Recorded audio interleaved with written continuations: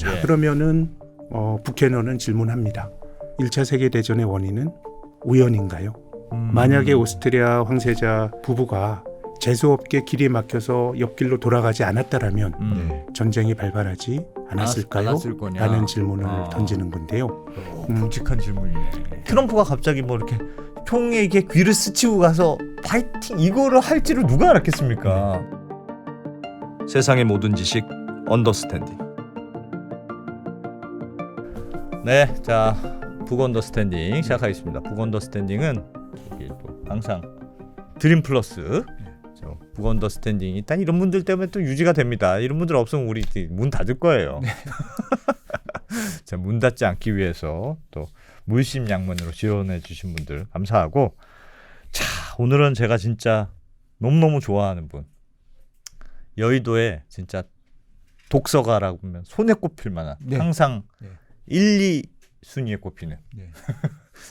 신영준교내 김학균 센터장님 모시고 또 새로운 책 이야기를 또 해보겠습니다. 어서 오십시오. 네, 어서 오세요. 안녕하십니까? 네, 예. 안녕하세요. 예. 네, 야, 진짜 얼마 전에 센터장님 길에서 뵀는데 횡단보도에서 서서 책을 읽으시고, 야, 나 진짜 그거 보고 감동받았잖아요.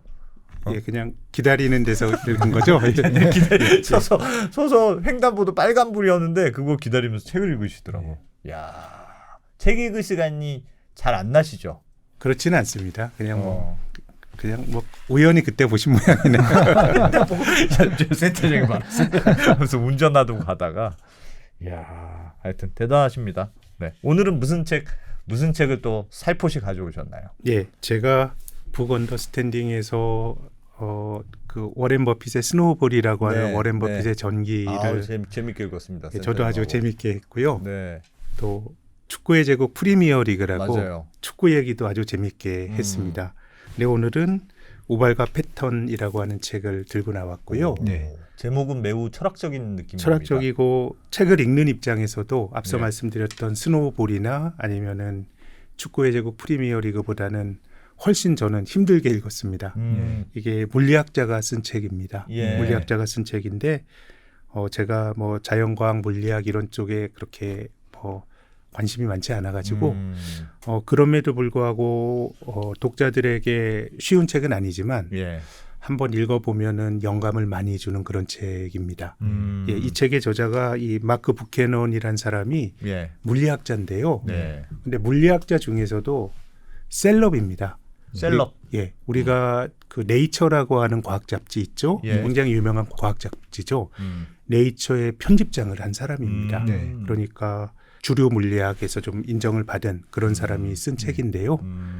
뭐 세상 온갖 예측에 대한 얘기입니다. 예. 물리학자가 보기에는 진짜 세상은 딱 정해진 틀이 있는 것 같지 않을까요? 좀 뭔가 인과성이 작동하는 예. 그런 세상으로 이제 쓰일 것 같은데 어. 또 이 책의 부제목이 복잡한 세상을 잇는 단순한 규칙의 발견이라고 부제를 달았는데요. 네. 근데 제가 과문한 탓인지 저자는 단순한 규칙이 결국 없다라는 주장을 하는데요. 이 물리학과 네. 같은 어떤 인과성이 작동하는 것들, 네. 실은 우리의 모든 그 의사결정이 인과성이 작동합니다. 그렇죠. 그러니까 금리가 올라가면 뭐 주가가 오른다 떨어진다. 뭐 트럼프가 당선이 되면 뭐 예컨대 뭐 방산주가 오른다. 우리의 모든 화법은 인과성을 전제로 하는 것이고 예. 또 우리 근대 그 과학이라고 하는 사회과학의 모든 것들도 기본적으로는 인과성이 작동을 하는 건데 네. 실은 그런 식의 어떤 세계관에 반대가 되는 개념이 복잡계라고 하는 개념인데요. 이 책은 어떻게 보면 복잡계에 대한 책입니다. 그리고 이 책이 온갖 예측에 대한 얘기를 뭐 다루고 있습니다. 예. 예. 뭐 전쟁 얘기도 나오고요. 또 지진 얘기도 나오고요. 산불 얘기도 나오고 야, 그런 것들은 다 예측할 수 없는 것들이 주가 얘기도 나옵니다. 있나요? 주가 얘기도 나와요. 예, 주식과 관련된 이야기도 나옵니다. 그래서 어떻게 보면 우리가 뭐 투자뿐만 아니라 우리가 세상을 살아간다라고 하는 거는 결국 불확실한 미래에 대한 뭐 우리가 예측을 하면서 살아가는 거잖아요. 네. 어떻게 보면 오발과 패턴이라고 하는 책은 예측에 대한 이야기를 길게 다루고 있습니다. 사람이 예측만 잘하면 투자도 잘할 수 있고 연애도 성공할 수 있고 그냥 모든 걸 잘할 수 있을 것 같은데. 네. 근데 이 제목을 보면 이 국문 제목을 보면 우발과 패턴이라고 하는 게 실은 조금 상충되는 개념입니다. 그렇죠. 우발적인 거 하고 패턴이 있다는 거 하고는 예, 패턴이라고 하는 거는 인과성이나 연속성을 가지고 어떤 흐름이 나타나는 걸 패턴이라고 보면 예. 우발성은 굉장히 단선적으로 나타나는 그렇죠. 그런 이야기들이거든요. 사건. 갑자기 그렇습니다. 나타나는 사건이죠. 사건. 그리고 굉장히 개별적이고요. 네. 패턴이라고 하는 것은 연속성을 가진 흐름을 패턴이라고 할 수가 있는데요. 네. 그래서 이 책은 먼저 패턴이 존재한다라는 주장을 하는 것 같습니다. 저의 독해는요. 예컨대 1차 세계대전을 한번 예로 들어보겠습니다. 예. 1914년에 발발한 굉장히 비극적인 인류사의 사건인데요. 일반적으로 1차 세계대전의 발발 원인은 오스트리아 황세자 부부가 사라예보 갔는데 예. 차를 타고 가는데 길이 막혔다는 거 아닙니까? 네. 길이 막혀서 골목길로 돌아갔는데 마침 그 골목길에 총을 가진 세르비아 민족주의자가 있어서 총을 가지고 빵 쐈다는 겁니다. 그래서 오스트리아 황세자 부부가 암살을 당한 게 전쟁의 촉발지였죠. 시작이었죠. 자, 예. 그러면은 부캐넌은 질문합니다.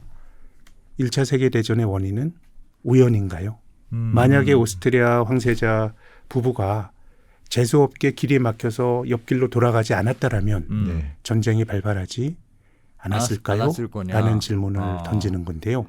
묵직한 질문이네. 대체적으로 이 결론은 그렇지 않다라는 겁니다. 예. 그래서 이 책에서 말하는 중요한 개념 중에 임계 상태라고 하는 개념이 있는데요. 예. 임계 상태는 어떻게 말씀을 드려야 될까요? 변화를 앞둔 철학에서 말하는 변증법에서 말하는 양이 쌓여서 질적인 변환이 나타난다라고 하는 네. 양질 전환의 법칙이라는 게 있을 거예요. 예. 우리가 저는 뭐 영어를 잘 못합니다만은 영어 공부라는 게 영어 잘하는 사람들 관찰해 보면 갑자기 비약하잖아요, 실력이. 네. 근데 어떻게 보면 그 이전에 내가 영어 그 공부에 들어간 시간은 양이 쌓이는 건데 어느 한순간에 질적으로 비약을 하게 되는 거거든요.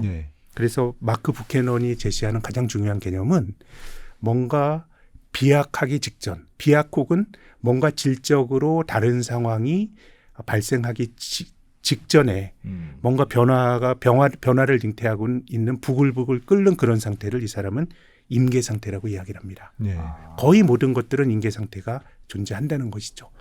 그래서 1차 세계대전의 원인도 그것을 임계 상태라는 관점에서 보면 저는 이건 뭐 부캐넌의 주장은 아니고요. 뭐 저의 해석인데 저는 모든 사람들의 인간사의 대부분의 행위들이 돈과 어떤 경제적 이해관계에 결부돼 있다. 뭐 모든 게 100% 그런 건 아니겠지만 그렇게 해석할 수 있는 많은 측면이 존재한다라고 믿고 있는데요. 그럼 1차 세계대전 직전의 인계 상태는 뭐냐면 1차 세계대전 직전의 시대는 아마도 그 시기를 19세기 후반과 20세기 초 사이의 시대를 1차 세계화의 시대라고 부릅니다. 이제 뭐 산업혁명 이후에 막 원거리로 교역이 가능해지고 하면서 1차 세계화의 시대는 제국주의 세계화입니다. 그 유럽에 있는 나라들이 아시아와 아프리카에 있는 나라들을 식민지로 착취했던 그런 그 세계화였고요. 그래서 우리가 최근에 경험했던 그 1990년대 이후의 세계화가 수평적 세계화라 그러면 각각의 나라가 경제적 이해관계를 가지고 그냥 교역을 했던 세계화라 그러면 19세기 후반과 20세기 초의 세계화는 수직적 세계화입니다. 식민지에 의한 식민지 세계화죠. 특히 유럽에 있는 나라들이 아시아와 아프리카를 착취하는 어떤 밸류체인이 만들어졌던 건데요. 1914년 그 오스트리아 황세자 부부가 암살당하기 직전의 세상은 유럽을 중심으로 한 제국주의 나라들의 식민지 쟁탈전이 거의 완결이 됐던 시기였습니다. 그러니까 더 이상 뭔가 아시아에 있는 나라들, 아프리카에 있는 나라들을 서로 점령하면서 이 자기들이 그 착취할 수 있는 어떤 그 식민지를 많이 늘릴 수 있었는데 이제 모든 이 땅들이 다 주인이 정해진 것이죠. 이미 뽑아먹을 만큼 뽑아먹은 상태네요. 그렇죠. 이제 그러다 보니까 뭔가 제국주의 열강들 간의 경제적인 갈등이 벌어졌던 것이고요. 특히 1차 세계대전에 이 독일과 이탈리아가 한편이었죠. 예. 네. 근데 독일과 이탈리아는 후발 국민국가입니다. 네. 예, 뭐 프랑스라든가 이런 나라는 오래전부터 국민국가 형태로 존재했던 나라들이고요.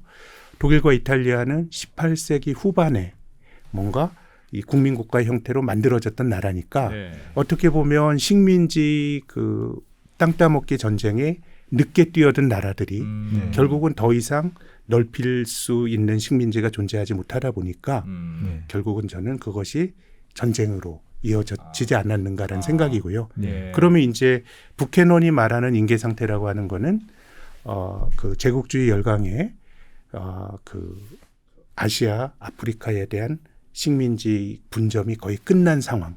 네. 그런 상황에서 뭔가 이해관계가 충돌할 수 있었던 그런 상황에서 어떻게 보면 오스트리아 그 황세자 부부의 암살은 우연적인 사건이지만 네. 그것이 세계 전쟁으로 그 이어진 데는 뭔가 그 어떤 그 제국주의 열강의 식민지 쟁탈전이 완결이 되고 서로에게 뺏지 않으면 안 되는 그런 네. 인계 상태가 존재했다고 볼 수 있는 것이죠. 네.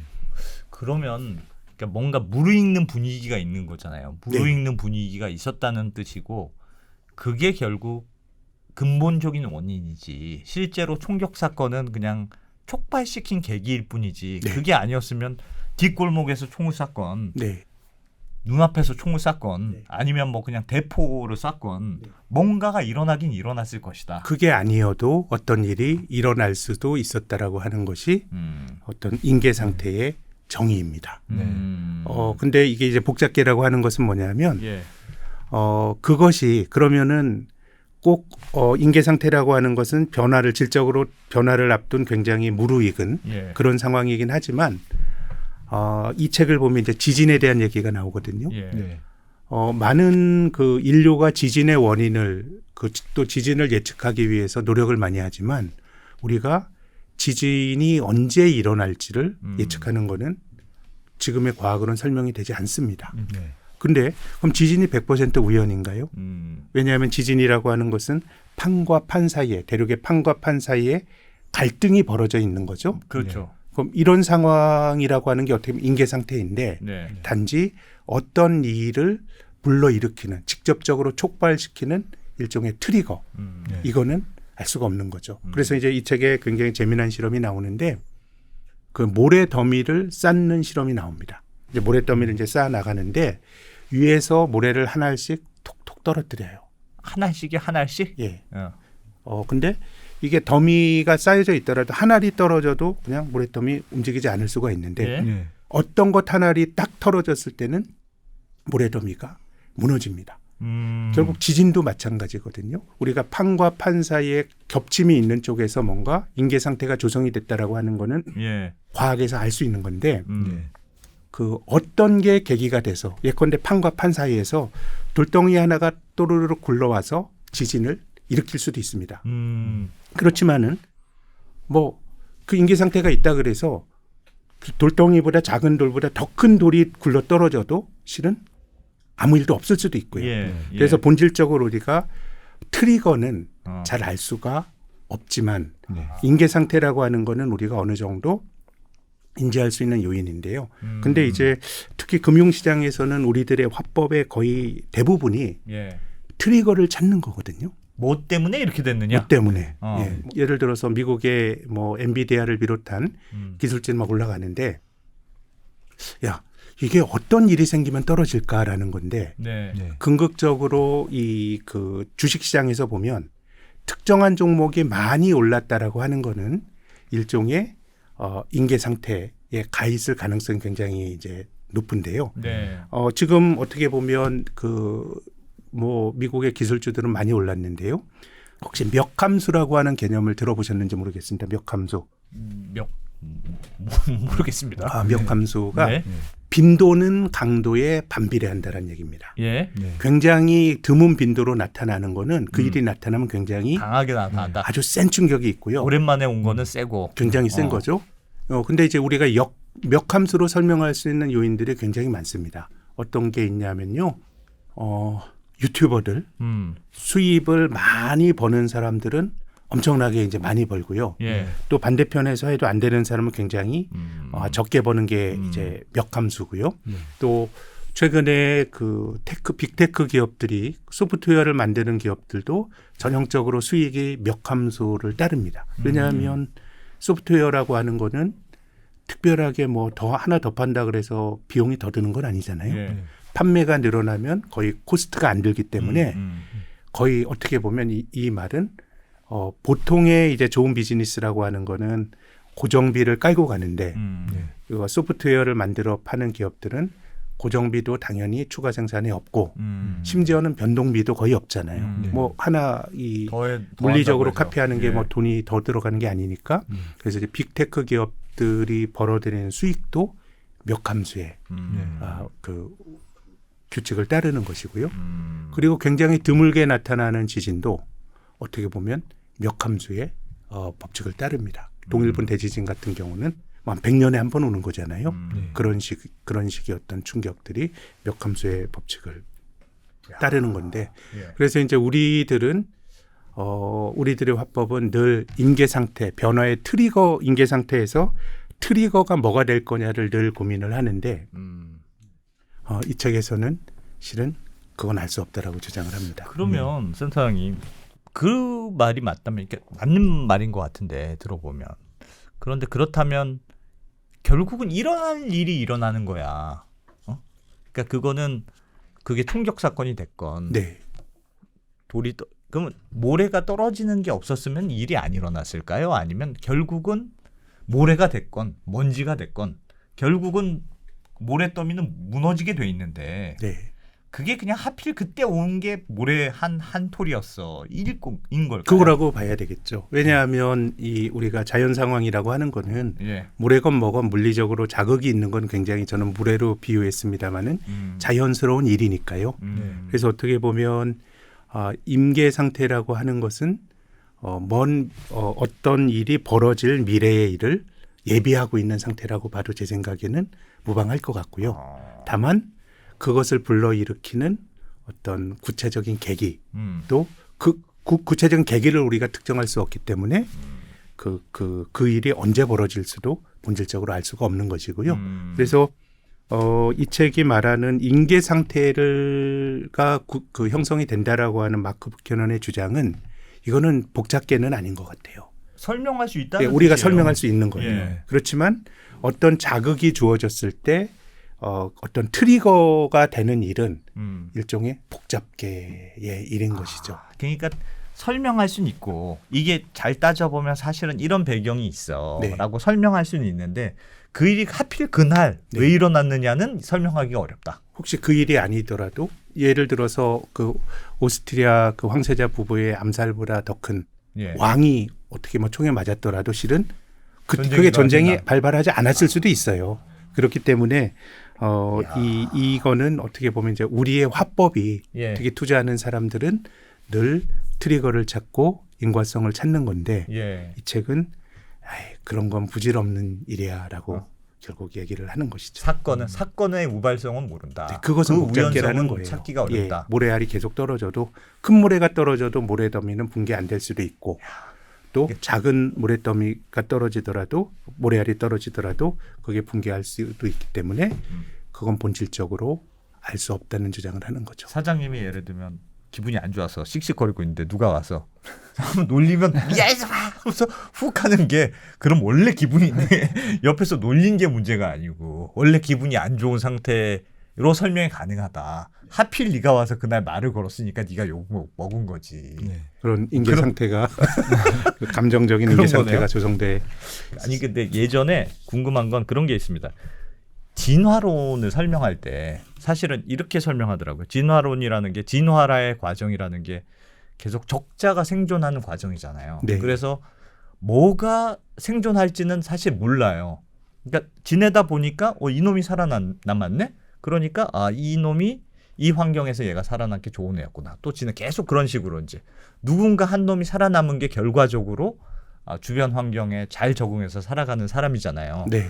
그래서 누가 사실은 진화에 살아남는지는 예상하기 어렵다는 거예요. 네. 근데 시계를 거꾸로 돌려서 생각해 보면 어떤 개구리가 살아남았는데 이 개구리가 왜 살아남은지는 거꾸로 돌아보면 요런 환경이어서 이 개구리가 잘 살아남았구나. 그럼요. 네. 이렇게 거꾸로는 설명이 가능한데 네. 시간이 지내가는 예상을 하는 거는 매우 어렵다. 어려운 일이죠. 지금 그거하고 약간 비슷한 얘기입니까? 대표님 말씀하신 특히 금융시장에서 뭐 저를 포함해서 많은 사람들이 갖고 있는 통찰이라고 불리는 것들이 대부분은 선견지명이라기보다는 후견지명인 경우가 많아요. 저는 금융시장에서 가장 믿지 않는 거는 그 어느 때보다 지금이 불확실하다라는 말을 믿지 않아요. 왜냐하면 사실 과거도 불확실했어요. 1년 전도 불확실했고 예. 다만 우리가 과거가 그렇지 않았던 것처럼 생각하는 허위의식은 그 결과를 알기 때문입니다. 어떤 일이 벌어졌기 때문에 거기 맞게 자기 스토리가 조합이 되는 거기 때문에 어떻게 보면 사람이 많이 아는 것 같지만은 실은 모르는 게 더 많은 세상이라고 저는 생각하고요. 그래서 이 마크 부캐넌이라고 하는 물리학자가 저처럼 뭐 사회과학을 공부한 사람은 물리학의 세계는 굉장히 결정론이 작동하는 인과 법칙이 더 많이 구체적으로 작동을 하는 세상일 것 같다는 생각도 주지만 이 사람은 반대의 주장을 하고 있는 것이죠. 한편으로는 세상이 불가지로는 아닙니다. 우리가 인계 상태라고 하는 걸 인지하는 거는 그것이 인계 상태라는 판단이 나는 인계 상태라고 어떤 현상에 대해서 해석을 했지만 그 판단이 틀릴 수는 있어요. 그렇지만은 그것이 논리적으로 개념적으로 하지 못하는 거는 아닌 건데 뭔가 변화를 일으키는 거는 이거는 알기가 어렵다고 주장을 하는데 저도 뭐 어느 정도 금융시장을 보더라도 좀 이해가 되는 측면이 있습니다. 근데 그 주장은 두 가지 다 해석이 가능할 것 같은데 하나는 사실은 이게 우발적으로 어느 날 갑자기 주가가 폭락했어. 네. 그래도 그거를 사실은 이런 임계 상황이라는 게 이미 형성된 거야. 이런 갈등 상황이 형성돼서 나온 거지. 무슨 특별한 그 우발적인 사건 때문에 그런 건 아니야라고 설명할 수도 있고 반대로 사실은 어떤 사건이 있었는데 이거는 사실 굉장히 우발적인 거야. 이거 나올지 내가 어떻게 알았어. 이거는 우리는 예상할 수가 없어. 라고 설명하세요. 둘 다 설명이 가능하잖아요. 그럴 수 있죠. 근데 이제 후자처럼 하면 소위 말하면 현상을 설명해서 먹고 사는 전문가 집단이 먹고 살기 힘들기 때문에 뭔가 거기에 대한 해석이 붙는 경우가 많고 실은 저는 그래서 과도한 해석이 현상을 이해하는데 좀 오히려 방해가 된다는 생각도 갖는데요. 지금 대표님 말씀하신 거에 대해서 한번 한 가지 예를 들어보면 1987년 10월 달에 그 미국의 블랙 먼데이라고 하는 날에 다우지수가 하루에 22% 떨어졌습니다. 코로나 때 아니면 1929년 대공황 때 그때도 하루 주가 폭락으로는 87년 블랙 먼데이 주가 하락을 그것보다 더 큰 하락은 없었거든요. 근데 블랙 먼데이의 그 주가가 22% 빠질 정도의 필연성을 설명할 만한 논거들이 사실 별로 없어요. 그때 무슨 뭐 그 프로그램 매매 때문에 그랬다라는 해석이 있고 또 그때 이제 미국이 이제 뭐 그 긴축을 하면서 그때 미국의 무역 수지 적자가 많이 쌓였을 때거든요. 그러니까 이제 플라자 합의란 걸 통해서 85년도에 그 일본은 그리고 독일의 엔과 마르크를 절상을 시켜서 무역 수지 적자를 해소하려고 노력을 했고 그 87년도 이제 블랙 먼데이가 일어나기 직전에는 이제 미국에 인플레이션이 생기니까 이제 미국이 이제 금리를 올렸어요. 그렇게 되면 다른 나라가 물건을 많이 사줘야 미국이 긴축을 하게 되면 다른 나라가 물건을 많이 사줘야 글로벌 경제가 수요가 유지가 되는 건데요. 이제 그때 87년 2월 달에 프랑스 르브르에서 르브르 합의란 게 있었는데 이거는 미국이 긴축을 하는 대신에 다른 나라들이 적극적으로 내수 부양을 해야 된다라고 하는 국제 공조였습니다. 그때 우리나라도 르브르 합의의 정신을 잘 따랐다고 생각하는 게 87년 12월에 우리나라 대통령 선거가 있었는데요. 그때 선거에서 이겼던 노태우 후보의 가장 중요한 공약이 200만 호 주택 건설이었습니다. 엄청난 내수 부양이었거든요. 그렇기 때문에 이제 블랙 먼데이 직전에 미국은 금리를 올리는 대신에 다른 나라들은 긴축을 해야 되는데 독일이 금리를 올리고 일본이 금리를 올리고 그래서 이 글로벌 공주의 균열 때문에 주가가 많이 폭락했다라는 해석도 있어요. 다양한 해석이 존재하는데 실은 22%는 하루에 주가가 빠질 정도라 그러면 그거를 설명하는 명확한 설명이 있어야 되는데 어느 것 하나도 설명할 수 있는 게 없는 거죠. 그럼 이제 그 직전에 인계 상태가 뭐냐 그러면 뭐 주가가 많이 오른 거죠. 너무 미국 많이 시장이 올랐고. 70년대의 장기 횡보를 지나서 한 5년 연속 조정 없이 오르고 예. 뭐 그런 일이 벌어지다 보니까 이제 어떻게 보면 조그만한 모래가 주가를 푹 떨어뜨린 거거든요. 그래서 저는 뭐 우리가 지나고 나면 대부분의 일들은 설명이 많이 가능하지만 예. 그 일이 그 정도의 강도로 일어날 만한 일이야라고 생각을 해보면 저는 설명 안 되는 것도 상당히 많다고 생각합니다. 궁금한 게 더 그럼요. 예, 이 책이 궁금한 게 훨씬 많이 생기는데. 야. 쌈박하게 뭐를 네. 이거면 이거다라는 책이 아니에요. 아니고. 예, 결국은 야. 우리가 알면은 한계가 있고 예. 그래서 저는 이 책을 결국은 태도에 대한 책으로 읽었어요. 태도. 예. 세상은 내가 모르는 영역이 존재하는 거고 예. 물리학자가 그러니까 우리가 투자라고 하는 거 꼭 알아서 보는 게 아니고 좋은 태도가 필요하고 나의 알매 부족을 인정을 하고 내가 알매 부족하는 거니까 막 레버리지 이렇게 해서 투자하게 되면 뭐 한 방에 갈 수도 있는 거고 그래서 마지막엔 그런 생각을 말씀을 좀 드려볼까 합니다. 알겠습니다. 야, 살짝 아쉬운 상태로 1부를 마쳐야 또 2부를 근데 보지 이 책이 않겠습니까? 뭔가 이 딱 아주 화끈하게 하는 게 아니기 때문에 예. 끝날 때로 뭔가 찜찜함이 많이 남을 거라고 확신합니다. 야, 요거는 약간 있어 보이는 전략으로 가는 그 승부한 책인 것 같습니다. 있어 보이는 걸로. 제목도 있어 보이잖아요. 우발과 패턴. 네, 마지막에 그렇게 말씀하셔도 좋을 것 같습니다. 책에 대한. 알겠습니다. 그러면 살짝 아쉬움을 남겨둔 채로 1부로 여기서 마치고 2부에서 이어가 보겠습니다.